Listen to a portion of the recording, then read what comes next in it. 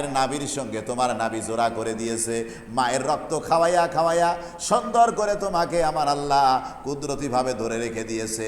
আর তোমার মুখখানা আল্লাহ রাব্বুল আলামিন তার কুদরতি কাবার দিয়ে রেখে দিয়েছিল, যাতে মায়ের রক্ত তোমার চেহারার মধ্যে মুখের মধ্যে পড়ে তোমার পবিত্র মুখখানা যাতে নষ্ট না হয়। কারণ তুমি যখন দুনিয়া আসবা এই মুখখানা দিয়ে তুমি আল্লাহকে আল্লাহ বলে ডাক দিবা। আল্লাহ ইচ্ছা করলে পারতো না? সব পারতো। সেই আল্লাহ পাক এখনো আছে, আগেও ছিলেন, এখনো আছে, থাকবেন। জোরে কোন সুবহানাল্লাহ।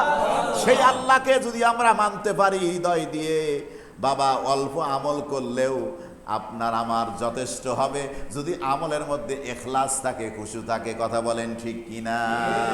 মুখলিসিন আলাহুদ্দিন, আপনাকে আল্লাহর দিনকে এমন ভাবে আঁকড়ে ধরতে হবে ইখলাসের সাথে, মুখলিস হয়ে মুখবিতিন হয়ে আল্লাহর দিনকে আঁকড়ে ধরতে হবে। আর ইবাদতের মধ্যে ইখলাস খুশু আনতে হবে। সারা জীবন নামাজ পড়লেন কিন্তু ইখলাস নাই, তাকওয়া নাই, ওই ইবাদতের মধ্যে কোনো মূল্য নাই। বিরাট একখানা গাছ, কিন্তু গাছের কাঠের মধ্যে কোনো সার হয় নাই, ওটাকে গরমা বলা হবে। ওই গাছখানা দিয়া কোনো তক্তা ভালো কাজ হবে না।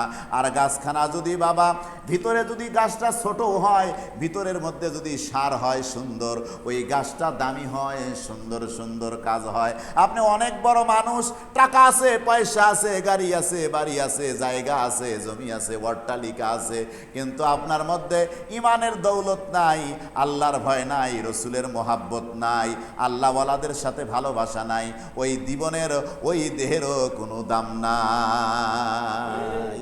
আছে দাম? আল্লাহর হাবিব সাল্লাল্লাহু আলাইহি সাল্লাম দরবার মোবারকে বসে আছেন। এমন সময় আল্লাহর হাবিব বললেন, আজ নববী শরীফের এই গেট দিয়ে যেই বান্দা আগমন করবে সে জান্নাতি। এই নববী শরীফের এই যে গেট আছে, এই গেট দিয়ে যে প্রবেশ করবে সে জান্নাতি। সাহাবায়ে কেরাম চোখ দিয়ে তাকিয়ে আছে অবলোকন নয়নে, আল্লাহর কোন বান্দা আসবে এখন না জানি এই দরজা দিয়ে সে জান্নাতি।